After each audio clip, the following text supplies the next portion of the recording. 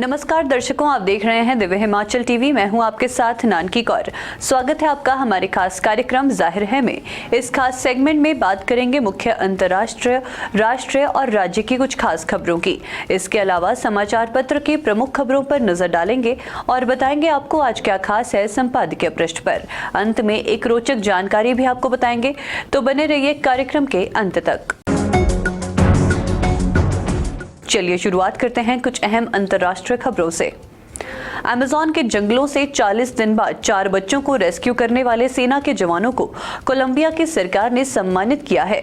इस rescue mission को operation hope नाम दिया गया था और इसमें शामिल जवानों और बाकी मेंबर्स को ऑर्डर ऑफ बोयाका अवार्ड्स दिया गया है। ये कोलंबिया के नागरिकों को दी जाने वाली सबसे बड़ी उपाधि और आर्म्ड फोर्सेस को दी जाने वाली दूसरी सबसे बड़ी उपाधि है। श्रीलंका के राष्ट्रपति रानिल विक्रमसिंघे ने कहा है कि उनके देश का इस्तेमाल कभी भी भारत के खिलाफ नहीं किया जा सकेगा। ब्रिटेन और फ्रांस के दौरे पर रवाना होने से पहले रानिल ने कहा, इस बात में किसी को कोई शक नहीं होना चाहिए कि हम चीन से कभी भी मिलिट्री एग्रीमेंट नहीं करेंगे।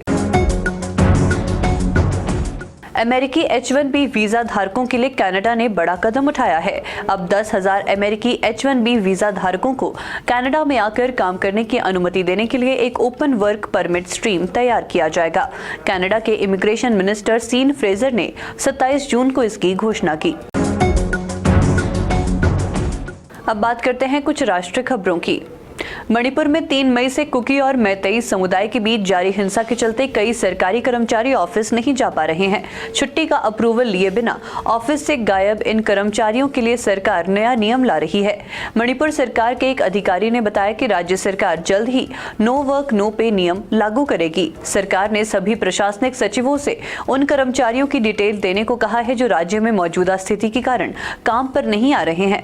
मणिपुर में करीब 1 लाख सरकारी कर्मचारी है। अधिकारियों के मुताबिक मणिपुर में विस्थापित हुए 65,000 से अधिक लोगों में राज्य सरकार के कई कर्मचारी भी शामिल हैं और उन्होंने राहत शिविरों में शरण ली है। देश में हफ्ते भर लेट हुए मानसून ने अब रफ्तार पकड़ ली है। उत्तर पश्चिमी राज्यों में अब तक मानसून सीजन में सामान्य से 40% ज्यादा बारिश हुई है। देश के पूर्वी, मध्य, उत्तर पश्चिम व पश्चिमी राज्यों में 4 दिन मानसून सक्रिय रहेगा।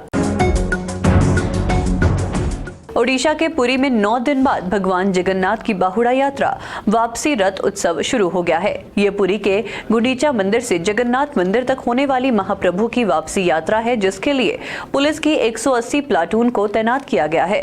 ट्रैफिक के लिए एडीजी के नेतृत्व में फोर्स की तैनाती पहले ही कर दी गई थी। भुवनेश्वर आईजी पुलिस आशीष कुमार सिंह के मुताबिक ये तैनाती 1 जुलाई तक रहेगी।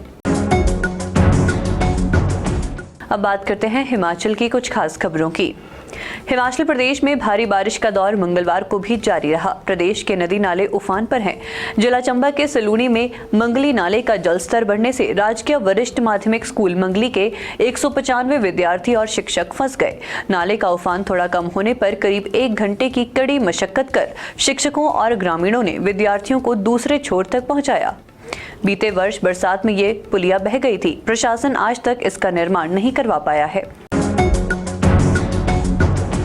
हिमाचल प्रदेश में 24 जून को मानसून ने दस्तक दी थी। भारी बारिश के कारण अब तक 9 लोगों की मौत हो चुकी है, जबकि 14 लोग घायल हुए हैं।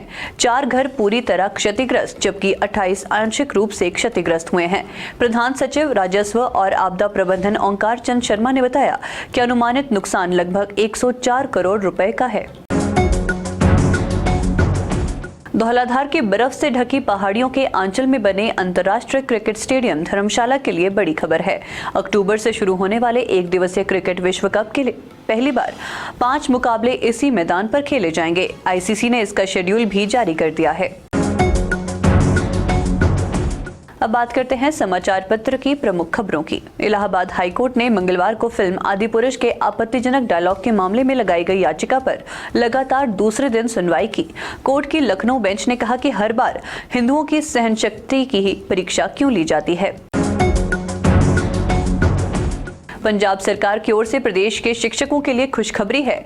मुख्यमंत्री भगवंत मान ने मंगलवार को ऐलान किया है कि अब 6,137 एजुकेशन वॉलंटियर्स को 3500 वेतन की जगह 15,000 रुपए मिलेंगे।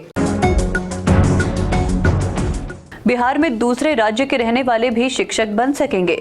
मंगलवार को भी मंत्रिमंडल की बैठक में अध्यापक संशोधन नियमावली को मंजूरी दी गई है।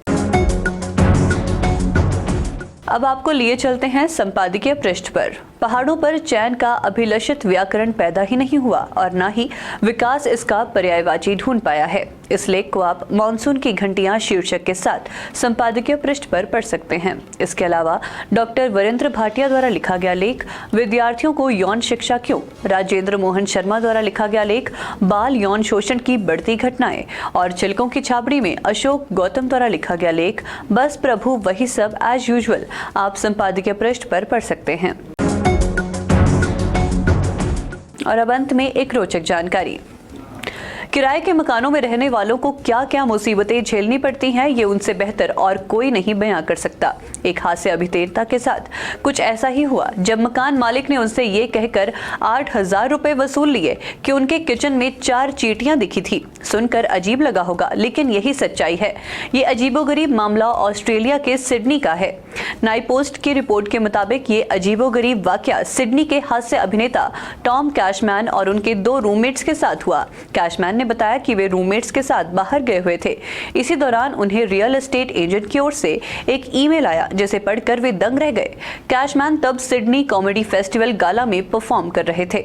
कॉमेडियन के मुताबिक एजेंट ने ईमेल में लिखा कि लैंडलॉर्ड को उनके किचन और बाथरूम में चींटियां दिखी हैं, जिसका सफाया करने के लिए पेस्ट कंट्रोलर को भेजा गया। इस पर कुल $99 यानी 8,119.12 रुपए का खर्च आया है। चूंकि ये किराएदार की जिम्मेदारी है, इसीलिए पैसों का भुगतान भी उन्हें ही करना होगा। जाहिर है मैं आज के लिए इतना ही। देखते रहिए दिव्य हिमाचल टीवी।